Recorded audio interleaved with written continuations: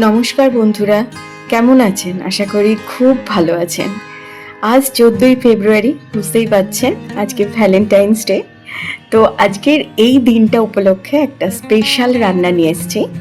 রান্নাটা হচ্ছে আচারি মাটন।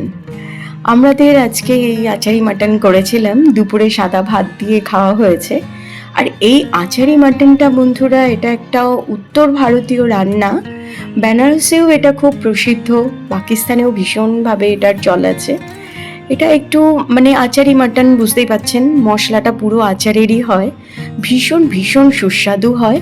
আর এটা নান, পরোটা, তারপরে তন্দুরি, সাদা ভাত, পোলাও, ফ্রাইড রাইস সব কিছুর সাথে এটা খেতে ভীষণ ভালো লাগে। তো যাই হোক, রেসিপিটা শুরু করা যাক বন্ধুরা। আমার এখানে 1 কেজি মাটন নিয়ে নিয়েছি। দিয়ে দিচ্ছি আমি নুন, 1 চামচ নুন দিয়েছি, হাফ চামচ হলুদ গুঁড়ো আর হাফ চামচ লঙ্কার গুঁড়ো। দিয়ে দেবো কিছুটা সর্ষের তেল। এটা আমি ম্যারিনেশনের জন্য করছি, আমি আর কিচ্ছু এতে মাখবো না, আপনারা চাইলে দই দিয়েও মাখাতে পারেন। দিয়ে দিচ্ছি একটু গোলমরিচ গুঁড়ো, দিয়ে আমি ভালো করে মাটনটা মাখিয়ে নেব। মাখিয়ে আমি এটাকে 30 মিনিটসের জন্য আমি রেস্টে রাখবো। মাখানো হয়ে গেছে, আমি এবারে একটা ঢাকনা চাপা দিয়ে রেখে দিচ্ছি। এটা যতক্ষণ রেস্টে থাকছে আমি কিছু আচারি মশলা, যেটা হচ্ছে আসল জিনিস এই রান্নার, আমি এখানে ধনে নিয়ে নিয়েছি 2 চামচ, গোটা ধনে, জিরে নিয়ে নিয়েছি আমি এখানে 2 চামচ, আর নিয়ে নিচ্ছি এখানে 1 চামচের একটু বেশি মৌরি, আর 1 চামচ জোয়ান, আর 1 চামচ সর্ষে। আমি সর্ষেটা একটু কমই দিয়েছি। আর এখানে মেথি দানাও নিয়ে নিয়েছি, মেথি দানাটা আমি হাফ চামচের মতন নিয়েছিলাম, ওটা আমি এখানে দেখাইনি। তো মেথি দানাটাও অল্পই নিতে হবে, নইলে কিন্তু তিতো হয়ে যাবে। নিয়েছি শুকনো লঙ্কা কয়েকটা, আর নিয়েছি আমি কালো জিরে।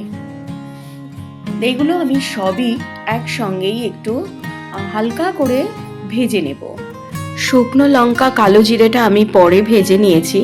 এবারে একটা মিক্সিং গ্রাইন্ডারে দিয়ে আমি সব মশলাগুলোই একটা পাউডার বানিয়ে নিলাম। দেখো বন্ধুরা, এটা আমি কিন্তু একটু মিহি করেই গুঁড়ো করে নিয়েছি, আমি গোটা গোটা খুব একটা রাখিনি, ভালো লাগে না গালে পড়লে।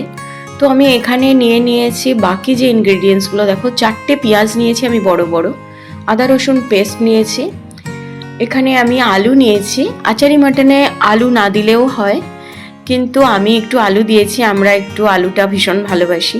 আর এখানে নিয়েছি কাঁচা লঙ্কা, কাঁচা লঙ্কার পেটটা চিড়ে নিয়েছি, এর ভেতরে আমি মশলা ভরে দেব। নিয়েছি হাফ লেবু আর 2টো বড় টমেটো। মশলা যেটা আমি পাউডার করে রেখেছিলাম আচারি মশলা, তার থেকে 1 চামচ নিয়ে আর ওই হাফ লেবুটা দেখো আর একটু নুন দিয়ে এই মশলাটা আমি মাখিয়ে নিচ্ছি। এই মশলাটা আমি এই যে কাঁচা লঙ্কাগুলোর পেটটা চিড়ে রেখেছি, এই লঙ্কাগুলোর পেটের মধ্যে দিয়ে দেব। দিয়ে আমি এগুলো রেখে দিলাম, এর বাকি মশলাটাও আমি রেখে দিলাম। এবারে আমি বেশিরভাগ যে পেঁয়াজটা সেটা আমি পেস্ট করে নেব। পেস্ট হয়ে গেছে আমার, এবারে আমি এই টমেটোটাও পেস্ট করে নিচ্ছি। টমেটো পেঁয়াজের পেস্ট হয়ে গেছে। আমি এখানে 4 চামচ, বড় চামচের 4 চামচ আমি টক দই নিয়েছি, সেটাও আমি অল্প একটু ময়দা ছড়িয়ে আমি ভালো করে ওটা আমি ফেটিয়ে নিয়েছি। ময়দাটা দিলে বন্ধুরা, দইটা কড়াই দিলে আর ফাটে না।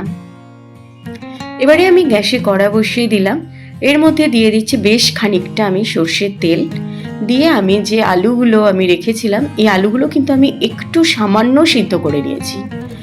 এটা আমি সিদ্ধ করতাম না, কারণ এটা ছাড়াতে অনেকটা টাইম লাগতো, সেই জন্য একটু সিদ্ধ করে নিয়ে আমি খোসাটা ছাড়িয়ে নিয়েছি। আলুগুলো ভেজে আমি তুলে নিলাম। কড়ার মধ্যে আমি দিয়ে দিলাম গোটা গরম মশলা। এবারে আমি এর মধ্যে আমি পেঁয়াজ দিয়ে দিলাম, যে বাকি কুচানো পেঁয়াজটা ছিল, পেঁয়াজটা দিয়ে ভালো করে নাড়াচাড়া করে নিচ্ছি। ভালো করে নেড়ে চেড়ে নিয়ে এর ভেতরে আমি দিয়ে দেব আদা রসুন পেস্টটা। আমি এখানে 2 চামচ আদা রসুন পেস্ট দিয়েছি, একদম ভরে ভরে। দিয়ে আমি ভালো করে নাড়াচাড়া করে নিয়ে আমি পেঁয়াজ বাটাটা, যেটা পেস্ট করে রেখেছিলাম, সেটা দিয়ে দিলাম। দিয়ে আমি আবারও ভালো করে নেড়ে চেড়ে নিচ্ছি। ভালো করে নেড়ে চেড়ে নিয়ে এবারে আমি এর মধ্যে টমেটো পেস্টটা দিয়ে দেব। টমেটো পেস্টটা দিয়ে আমি আবারও ভালো করে নেড়ে চেড়ে নিচ্ছি। টমেটোটা ভালো করে নেড়ে চেড়ে কষিয়ে নিয়ে এবারে আমি এর মধ্যে যে মাটনটা আমি রেস্টে রেখেছিলাম 30 মিনিট, সেটা আমি এর মধ্যে দিয়ে দেব। মাটনটা আমি আস্তে আস্তে কড়াইয়ের মধ্যে দেখো আমি দিয়ে দিচ্ছি, দিয়ে আমি মাটনটাকে ভালো করে কষিয়ে নেব। এই মাটনটা কষাতে কষাতেই অনেকটাই হয়ে যাবে। আচারি মাটন বন্ধুরা একটু টকটক প্রকৃতিরই হয়। আর তো আচার জানো, আমাদের ভারতীয়দের আচারের মশলার একটা সুন্দর গন্ধ, তবে এত সুন্দর হয় মানে চিন্তা করতে পারবে না। দেখো মাটনটা আমি খুব ভালো করে নেড়ে চেড়ে কষিয়ে নিয়ে আমি একটা ঢাকনা চাপা দিয়ে দিলাম। মাঝে মাঝে আমি খুলে দেখেছিলাম, তো এই আমি এবারে খুলে দেখাচ্ছি তোমাদের। দেখো কতটা জল বেরিয়েছে মাটন থেকে, কত সুন্দর কষানো হয়েছে। এবারে আমি এর মধ্যে দিয়ে দেব আমি সেই যে আচারি মশলাটা দেখেছিলাম, সেই আচারি মশলাটার খানিকটা আমি দিয়ে দিলাম আর খানিকটা রেখে দিলাম। দিয়ে দিচ্ছি আমি রেড চিলি পাউডার 2 চামচ দিয়েছি আমি, দিয়ে আমি ভালো করে নাড়াচাড়া করে নিচ্ছি। ভালো করে নেড়ে চেড়ে কষিয়ে নিয়ে আমি আবারও একটা ঢাকনা দিয়ে বেশ খানিকক্ষণ হতে দেব। আমি এই ঢাকনা চাপা দিয়ে দিলাম, দিয়ে আমি এই ধরো 10 মিনিটের মতন আর কি 10 মিনিটের মতন ঢাকা দিয়ে আমি কষিয়ে নিয়ে আমি খুলে দিলাম। দেখো কত সুন্দর হয়েছে, জাস্ট ওয়াও, খুব সুন্দর হয়েছে বন্ধুরা। এবারে আমি এটা ভালো করে নেড়েচেড়ে নিয়ে এর মধ্যে দিয়ে দেব টক দইটা, যেটা আমি ফেটিয়ে রেখেছিলাম। একটু টক টক হবে আর একটু আচারের গন্ধ, এত ভালো হয় আচারি মাটন, তোমরা না খেলে বিশ্বাস করবে না। অতি অবশ্যই একবার করে খেও। তারপরে আমি ভালো করে এটাকে কষিয়ে নেব দইটা দিয়ে। ভালো করে কষিয়ে নিয়ে আবারও আমি ঢাকনা চাপা দিয়ে রেখে দেব। ঢাকনা চাপা দিয়ে আমি কিছুক্ষণ হতে দিলাম, এই 10 মিনিট মতন রাখলেই হবে। রেখে দেখো খুলে দিয়েছি, কি সুন্দর হয়েছে, একদম তেলটা এবারে একদম বেরিয়ে এসেছে, খুব সুন্দর হয়েছে দেখতে। এইবারে আমি এর মধ্যে দিয়ে দেব প্রয়োজন মতন জল। তোমরা যতটা গ্রেভি রাখতে চাও সেরকম হিসাবে এই জলটা দেবে।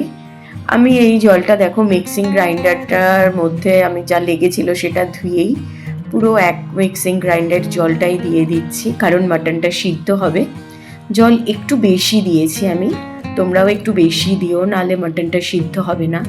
এখানে আমি প্রেসার কুকারের কোনো ব্যবহারই করব না, সেই জন্য জলটা একটু বেশিই দিও বন্ধুরা, তাতে মাটনটা খুব ভালো সিদ্ধ হয়ে যাবে। দেখো আমি জল দিয়ে দিয়েছি, আমি আরও একটু জল দেব। জল দিয়ে এবারে আমি যে আলুগুলো ভেজে রেখেছিলাম আলুগুলো দিয়ে দিলাম। আলুটা কিন্তু একদম অপশনাল বন্ধুরা, আমরা আলু ছাড়া খেতেই পারি না, সেই জন্যই আলুটা দিলাম। আমার ছোট ছেলেও আলু ভীষণ ভালোবাসে। আলুগুলো দিয়ে আমি একটু নাড়িয়ে চাড়িয়ে নিয়ে আমি এর মধ্যে সেই যে লঙ্কাগুলো আমি স্টাফিং করে রেখেছিলাম, মানে লঙ্কার ভেতরে আমি যে মশলা দিয়ে রেখেছিলাম সেই লঙ্কাগুলো দিয়ে দিলাম। দিয়ে আমি একটু নুন দিয়ে দিলাম, এটা আপনারা স্বাদ অনুযায়ী দেবেন। তো আমি নুনটা আমার একটু কম ছিল, সেই জন্য দিয়ে আমি একটা ঢাকনা চাপা দিয়ে কিছুক্ষণ হতে দিলাম। কিছুক্ষণ পর আমি ঢাকনাটা খুলে নিয়েছি। দেখো বন্ধুরা কত সুন্দর হয়েছে। আমি এই মাটনটা একটু দেখছি সিদ্ধ হয়েছে, আমি মানে ধরতে পারছি না। দেখো সিদ্ধ হয়ে গেছে, আরও একটু সিদ্ধ হবে, আমি আরও একটু সিদ্ধ করব। তার মধ্যে আমি আচারি মশলার যে বাকি মশলাটা ছিল, মানে মশলাটা আর কি ছিল, সেইটা আমি দিয়ে দিলাম। দিয়ে আমি ভালো করে নাড়াচাড়া করে নিয়ে আমি গ্যাসটা একদম লো করে দিয়ে আমি আরও কিছুক্ষণ মাটনটা হতে দেব। আলুটা কিন্তু আমি আর একদম সিদ্ধ হয়ে গেছিলো বলে আমি আলুটা তুলে নিয়েছি, নিয়ে আমি মাটনটা আবার একটু ঢাকনা চাপা দিয়ে বেশ কিছুক্ষণ রেখে দেব।